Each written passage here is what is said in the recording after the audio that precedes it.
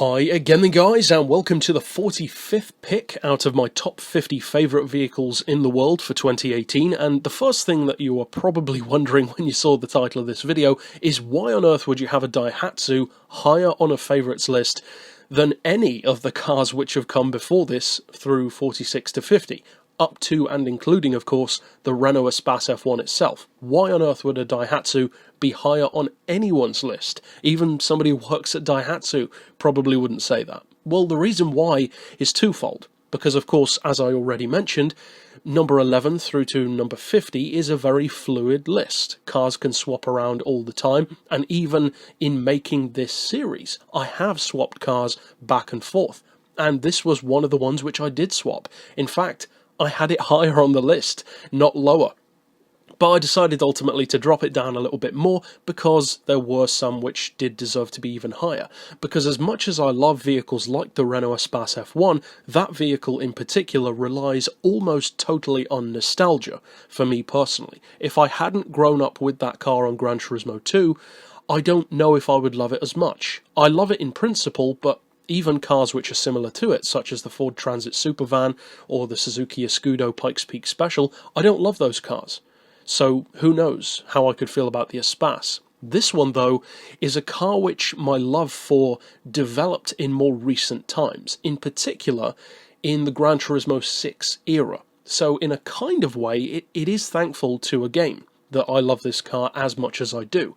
But it's more than that, because a lot of cars on this list are due to my playing a game and enjoying the car on that game, but at the same time, it has to go beyond that, and that is where the Renault kind of stops for me. Whereas with this car, the Daihatsu, it really did bleed over into the real world as well, to the point where this car almost single-handedly made me love the brand of Daihatsu, because I already knew that they could make cool cars. My first real noticing of the brand's performance vehicles was with the Daihatsu Core, the Avanzato four-wheel drive version. That car is awesome. Awesome little K car. Then I noticed this one, the Storia X4. And for those who are maybe unfamiliar with Gran Turismo, which that's probably not many people on this channel, but maybe for newcomers you might be, this car is in that game. In fact, it's in a number of the Gran Turismo games. But at the same time, it's a very unassuming car, to the point where, up until Gran Turismo 6, even I myself hadn't really used it. I didn't know what this car was, I'd never noticed it in the dealership. I mean, I didn't really go to the Daihatsu dealership that often anyway, as most people don't.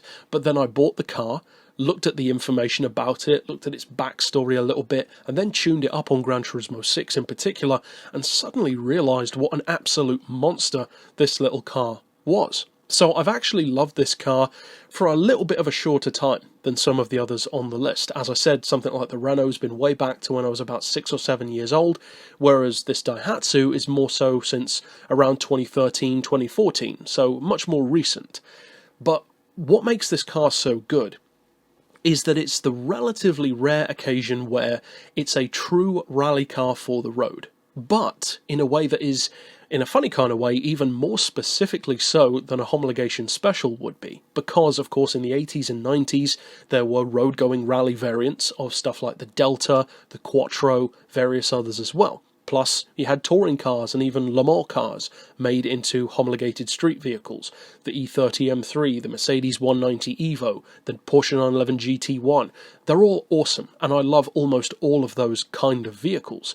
The difference with this Daihatsu, and with some others as well, is that it's almost the reverse of that process. Because whereas those cars are homologated for the street, this one is made from the offset to be literally a base model rally car. Something which you can buy straight from a dealership, drive it on the road as a normal car, but then if you want to, you can take it to your garage, slap your own livery on it, upgrade the power if you choose to, and literally just take it rallying. This is not a homologated car, it is literally a rally car for the road.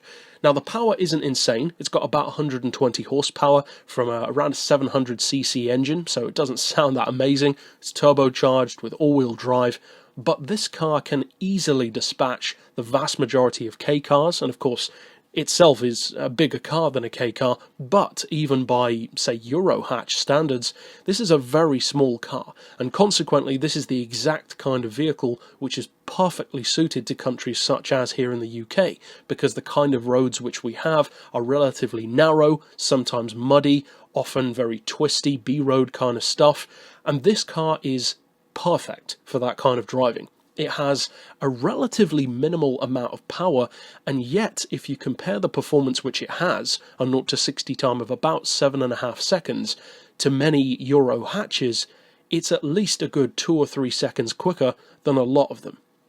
Because, to put it into perspective, the Storia X4 has a similar amount of power to what you'd expect from something like a Suzuki Swift Sport or a Fiat Panda 100 HP. Now, if you compare the performance on this to those cars, they don't even come close. The Panda does 0 to 60 in closer to 10 seconds, the Swift about 9. This, as I said, is about 7.4, 7.5 seconds to 60. That is infinitely faster. In fact, this thing can worry hot hatches with about 200 horsepower and sometimes even more.